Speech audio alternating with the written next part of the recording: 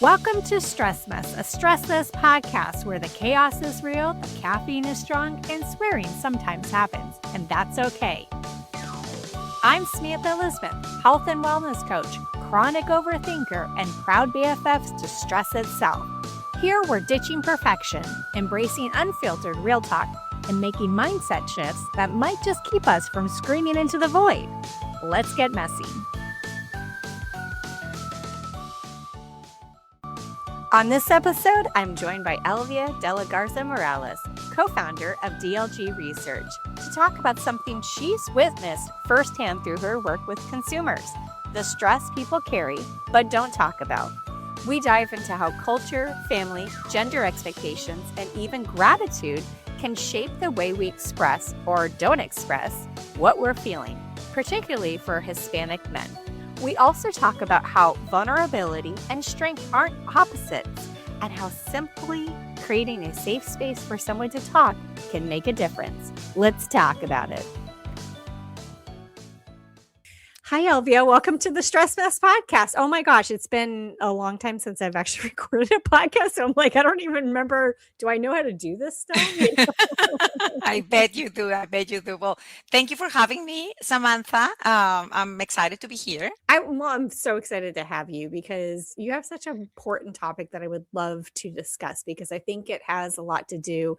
And, we're going to talk about cultures and, mental health and, all of those, well, I'm going to say like wonderful things that make us human, more than anything. But I'd love to kind of like dive right in. I'm going to start off with a question.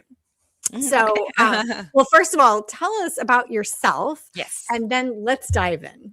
Of course. Well, I'm Elvia de Garza Morales. I'm the co-founder of DLG Research, which is a consumer research firm.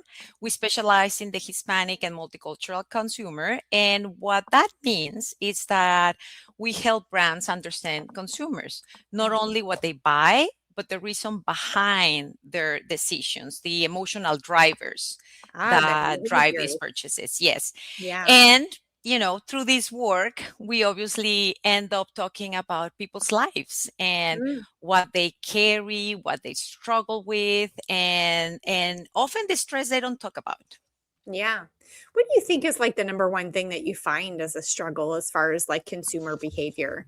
In general, right? Or specifically to the Hispanic consumer. Let's start with general and then we'll drill down. Well,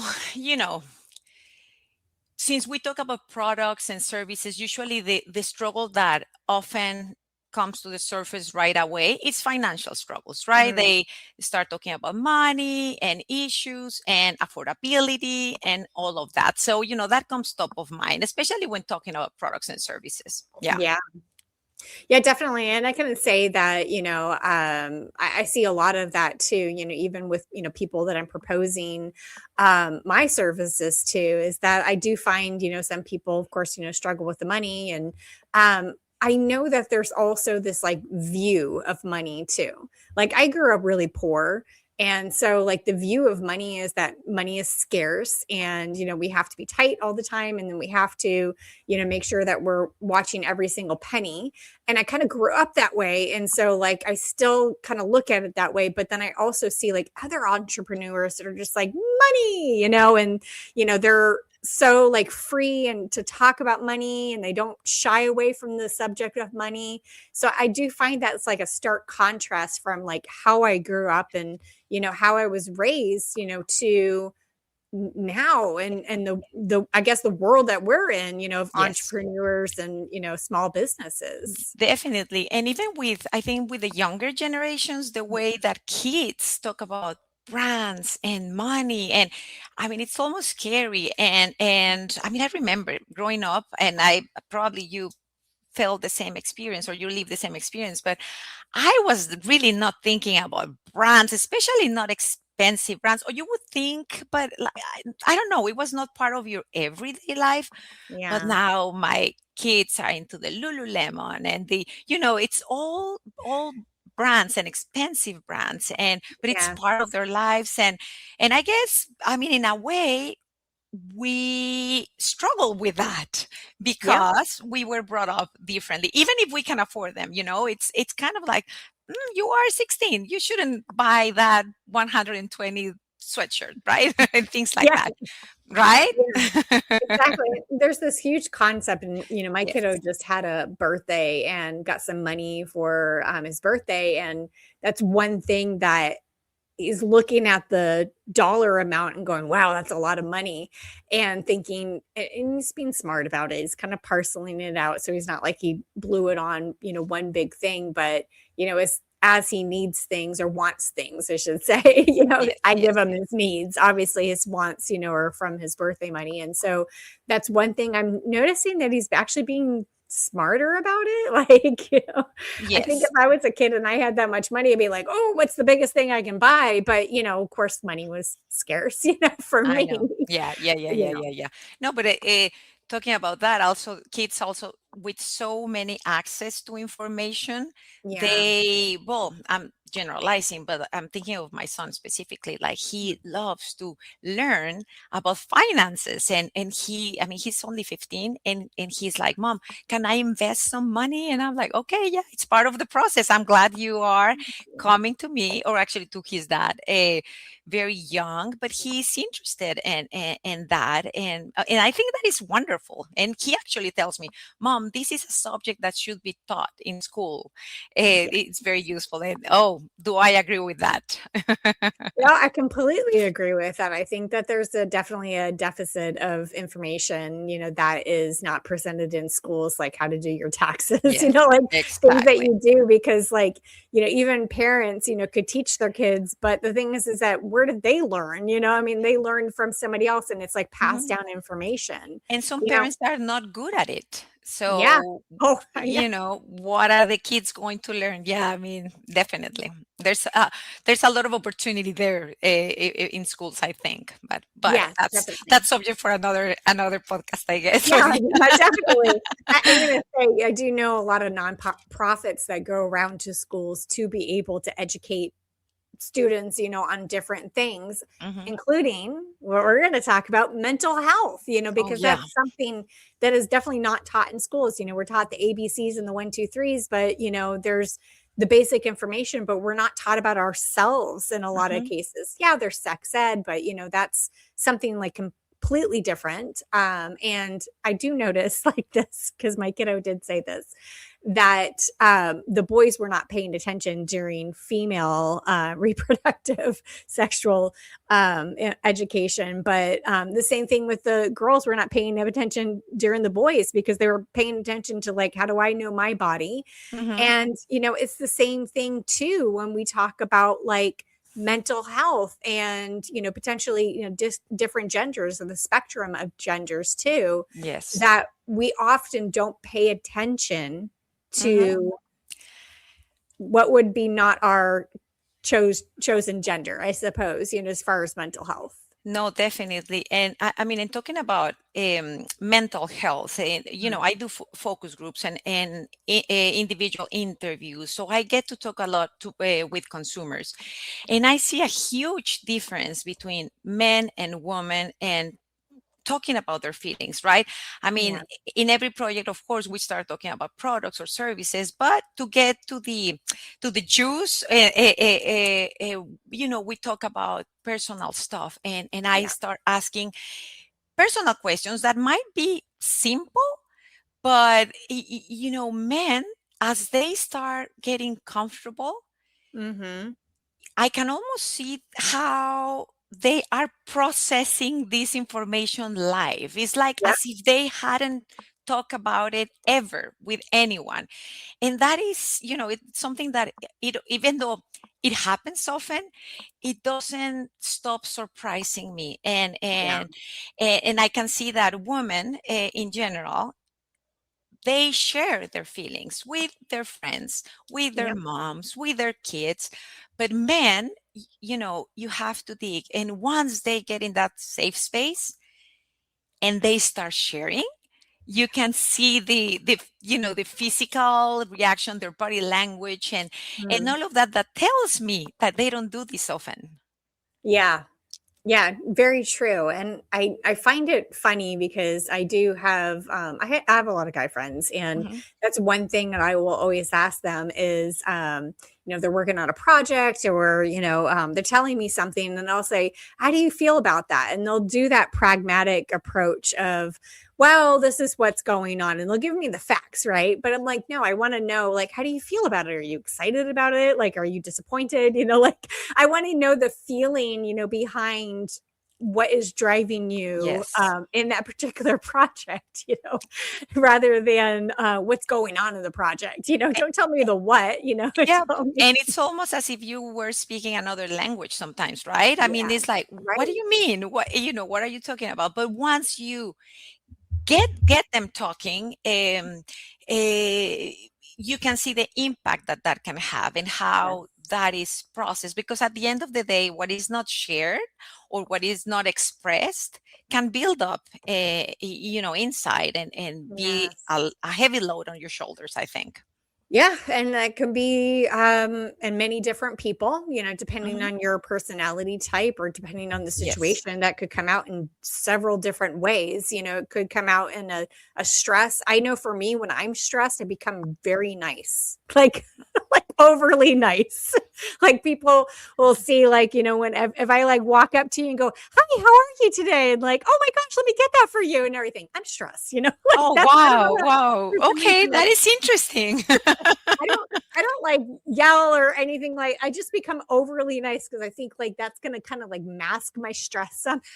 It's like, but I know that's like not a typical response for a lot Mhm. of people, because when you see people going through stressful situations, you often see them getting short with people, you see them getting angry, you see them shutting down, there's all Yes. of those, sort of things. And um that's hard to see, Mhm, for when you're interacting with people and you're trying to get something done and somebody is stressed, mhm, and mhm. they're acting in a way that's shutting down. Yes, yes, yes, yes, definitely. And usually that is the reaction. I mean, the one that you have is not the norm. Usually, this and again, it's different from men and women, I think. But Yeah. in general, yes, this shutting down and even sometimes aggressive behavior Yes. or just shut down, like you said, not really being present Yep. with the conversation. Yeah. Yes, Yeah, yes, yes, definitely. yes.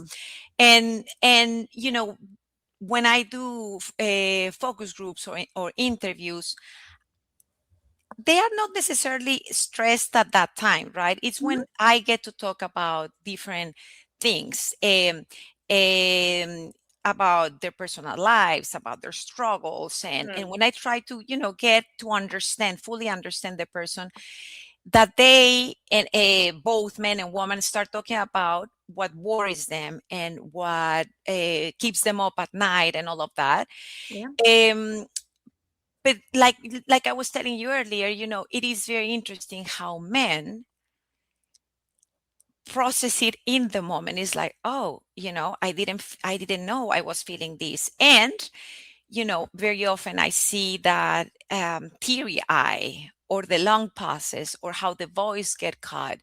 And you know this is an example of stress they didn't know they had in them because Yeah.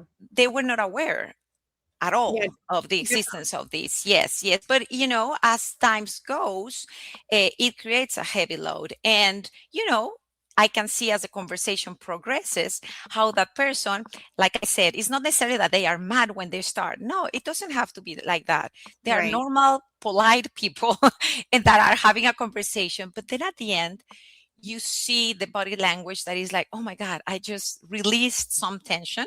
And that Mhm. was not at all the purpose of the research. The group might be about cars or cell phones or any subject, but well, I get to witness how sometimes my sessions could be even unexpected therapy session, like Oh, super yeah. funny.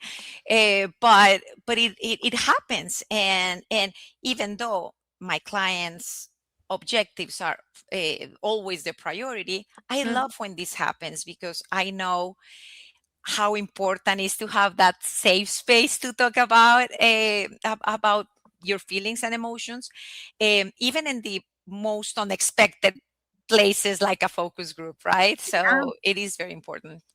Yeah, very true. I mean, because when you're doing those focus groups, I'm assuming that you're establishing some kind of psychological safety, that Hmm. people can express how they feel, not the facts, but, Hmm. how they feel. And I do see that, like, there's this video that this dad was with the son and the daughter, and the son and daughter were probably like 3 and 4 years old, and there was this like huge bean bag or something like that, and they were taking the daughter and throwing her on the bean bag, but in a very gentle way. He was almost like guiding her, down to the bean bag, and then she would land and laugh, and he would pick her up and cuddle her and everything, but then take the boy and grab him by the ankles and just like down and everything, and the boy would laugh, and then the dad would be like, okay, on to Yes. the girl, like, and then just kind of exchange. And you can definitely see that that's how a lot of people in society treat Hmm. people that identify, as female and male, that they treat them differently. Like men Yes. are not safe normally Hmm. to express feelings, and if they do, then they're soft, Hmm. and then for women, it's perfectly acceptable. I'm sure, like probably like 90% of the overthinkers are women, Oh, that are constantly thinking about how they feel about things. I'm not saying that's just a stereotype, I'm sure, but like it's that sort of thing that women have the safe space. yes. I mean, and that, like you said, it happens from a very young age. I mean, our boys are taught to be, like you said, strong and act like a man. Yes. Act like a man. And what does that mean? I think there's a huge need and opportunity to normalize these Yeah. conversations, and the conversation by itself is a way of strength. You know Hmm. to be able Yeah. to express what you're going through, that is an example of strength. Definitely. And I don't think it's quite recognized, that Hmm. it is a sign of strength. That it is, like I said before, a kind of a sign of weakness, Hmm. expecting. But then again, like, people are ridiculed, too, for being overly emotional, even though it was safe to be, emotional. Yes. I apologize. My cat is just digging at something over there. Yeah, no, I think there's, yeah. Vulnerability and resilience, or the fighting spirit, can coexist. Yeah. It's about that. It's not one replacing the other. They can coexist, or they should be able to coexist, right? And Yeah. that should apply to both men and women. Um, um, for the sake of mental health. Hmm. Yes, yes. Yeah, and so we're kind of dancing around it, of course, dancing around the subject of Hispanic men's, Hmm. mental health too. And, just to kind of give like the US perspective, on this too, for anybody that is actually Hmm. listening from another country. And that, is that, of course, in the 50s and 60s, we had the American dream, in the US. And, that was all about gaining status, gaining the luxurious things that we all wanted, nice house, nice car, all of that kind of stuff. And the US tends to not be so family oriented. Hmm. But I understand in the Hispanic culture, it's different. The culture is different. Tell us a little bit about that, and let's dive into the Hispanic men's mental health. Yes, no, definitely. I mean, the Hispanic family, the Hispanic culture is very centered in family, very centered in religion, very centered in community, Mm. right? So, but the immigrants, when they come to this country, or Hispanics come to this country, but it's not only for Hispanics, it's in general. Mm. Obviously, you face isolation from the extended family, You face a new language, you try to provide in a new country for the family that you're very close to, right? So Mhm. I'm sure this applies to men in general. Men are often seen or feel they are the sole providers. That is their sole responsibility, and the need that they need to provide, and all of Yeah. that. That is also true for Hispanics. So I'm not saying one is facing this load differently than the other, but I do know that Hispanics handle this silently for the most Mm. part, right? Mm. They don't express it, and that has to have or has to take a toll eventually, right? um you know beyond gender, Hispanics in general, like I said, the culture is centered in gratitude, for example, right? Yeah. And sometimes, or very often, when you express struggle or complain, you feel, and by you I mean Hispanics might feel ungrateful. And even Yeah. religion takes a role there, right? It's like, oh my God, I'm being ungrateful to God and what I have. So Mm. there's this sense of I can't complain, I shouldn't complain. And don't get me wrong, I'm a firm believer of positive thinking and positive affirmations and all of that, but not at the expense of mental health, right? Yeah. And it's funny because in the Hispanic culture, there are a lot of jokes about this, about and memes about kids not being able to tell their parents they feel sad or they are depressed, or there's if there and I'm thinking of memes or the TikTok reels, that there are a lot of them about this, right? Like there's these kids saying, "Mom, I feel sad." No, don't do that. Go and get busy. Or, "Mom, I'm depressed." What? That doesn't exist. You are get find something to work. Go clean your room, and like, and in a way, this is true, right? I mean, it's Yeah. like there's no space to express. And I'm obviously generalizing, right? But culturally, this is very true. And I mean, it is in a way great because you find, I know the Hispanic culture, it's full of joy and resilience and hardworking, and all of these that can help you overcome any challenge, right? But at Yeah. the same time, it shouldn't be at the at the expense of mental health. I think, like I said before, there's room for both. There's you can have a joyful personality, you can have an optimistic view of life, but at the same time, you should be able to ask for help if you need to, or Mm. express a challenge if you need to, and just to talk about what you're feeling. And that doesn't make you less joyful or less grateful. So, yeah, I mean, that's why when going back to the focus groups and what I've witnessed, I see this struggle about, and this applies to both men and women, Yeah. but it's even more so with men, right? Because on top of the religion and the grateful center culture and all of these, there's this macho view about them not being able to talk about their feelings and them having to manage everything by themselves and in silence. Mm. Mhm. Yeah, that's very interesting because you do bring up, like, some aspects of, like, toxic positivity, too, of, like, "Don't worry, everything's gonna be okay."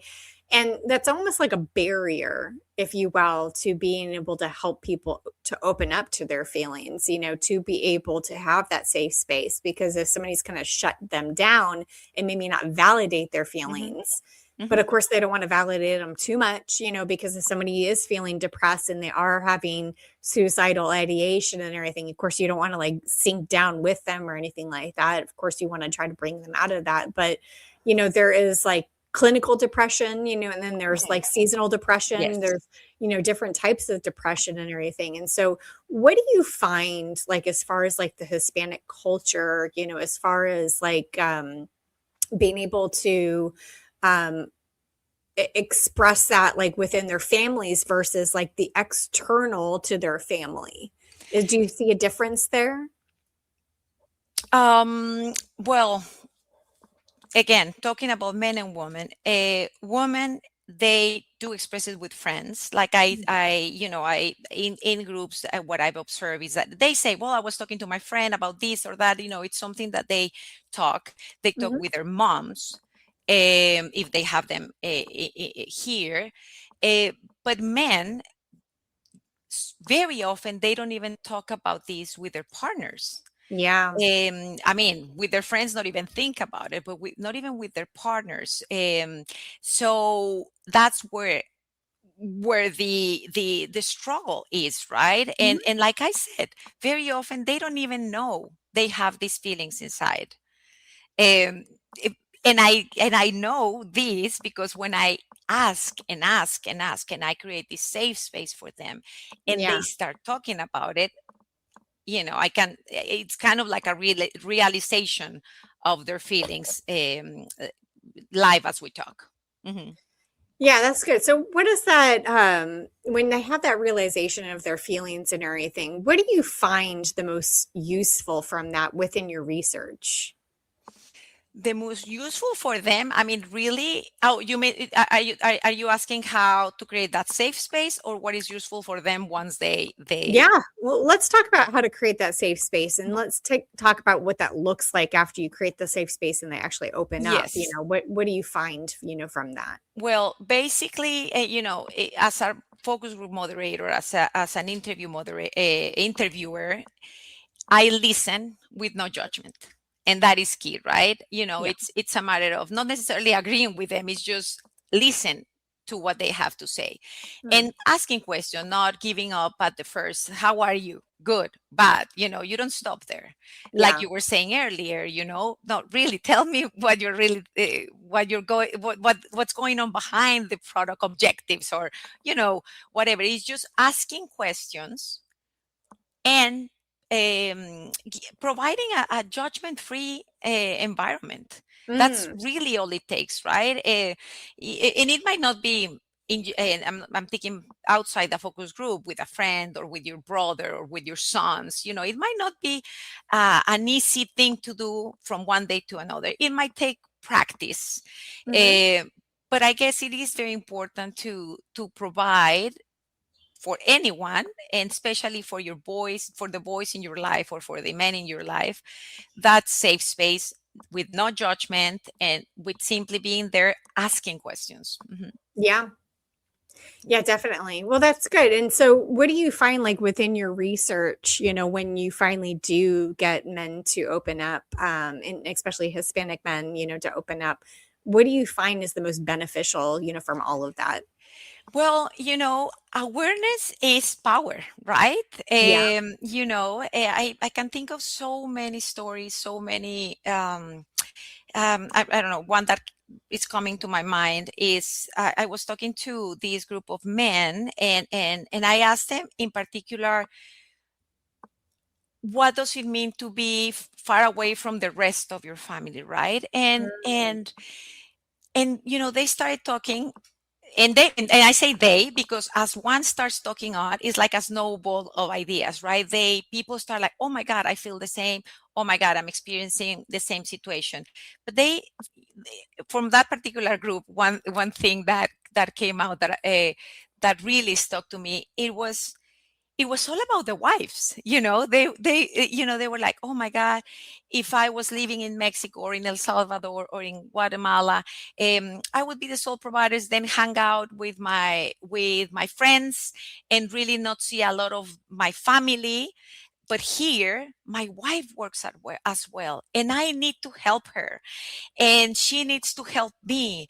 And as mm, they were becoming aware of this, and well, it's not that they were not aware, but as they worked on putting it into words and explaining their current situation, you could see the gratitude they had for their wives and the team Mm. that they both create to provide for their families. So, I mean, to answer your question, I guess becoming aware of their emotions and expressing their emotions leaves them with knowing how to act. Like it kind of like it's turning on the light in a room, right? Yeah.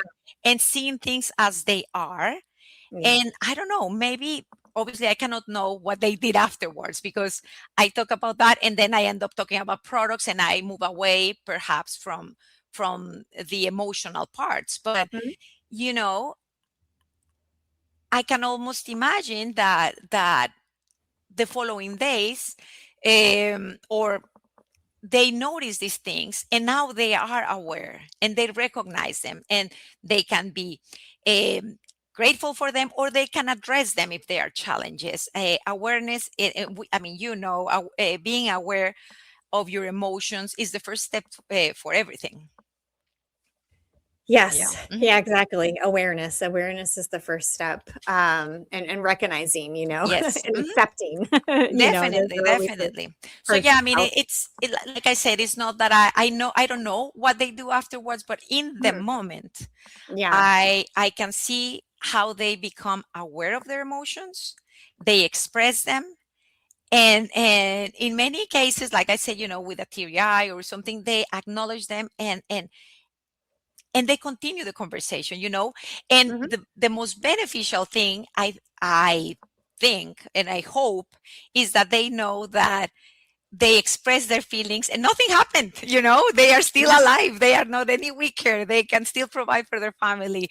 um, but yeah, I mean, it is wonderful every time that this happens, and I'm hoping, as they found as they found this safe space in a very unexpected way, because I'm sure they don't go into a focus group thinking they're going to talk about their feelings. Yeah. But I can only hope that they look for that safe space somewhere else. Agreed. Agreed. So, what would you want to kind of leave the Stress Mess podcast audience with? Um, Well, I would just say that stress isn't just what people go through, it's what they don't talk about. mm. And again, that creating that safe space for expression can be very powerful and impactful in their lives. Yeah, definitely. And I know I tell people this, stress in your body, if you are not releasing it in healthy ways, it's like, pressure to a coal. It, might create diamonds, with coal, but in your body, it actually creates worse Mhm. problems. So Yes. releasing your stress in healthy ways, like exercising, talking, crying, in Mhm. some cases, is good ways, to release that. And so, yes, definitely. Let's start here. Let's start this whole of encouraging people, to open up about their feelings. Yes, yes. Well, and I guess from our point of view, I mean, I think we need to normalize emotional conversations, right? With Yes. our boys, with our men, and with people in general. We just Mhm. need to normalize this conversation. We need to create this safe space that are free of judgment, so Mhm. that people can actually open up, especially men can feel safe talking about their feelings. Yep. And I mean, last but not least, I think we need to redefine, as I mentioned earlier, what strength looks like. Real strength can also include being able to express what you feel and the struggles you're carrying, Yep. because vulnerability and strength can coexist.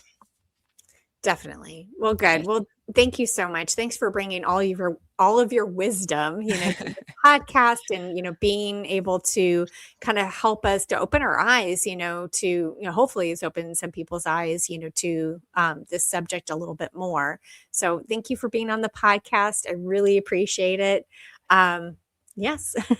Well, thank you for having me. And well, if you can find me on LinkedIn, And also, if people want to find out more about what we do, you can also go to our website, dlgresearch.com. Thank you for having me, Samantha.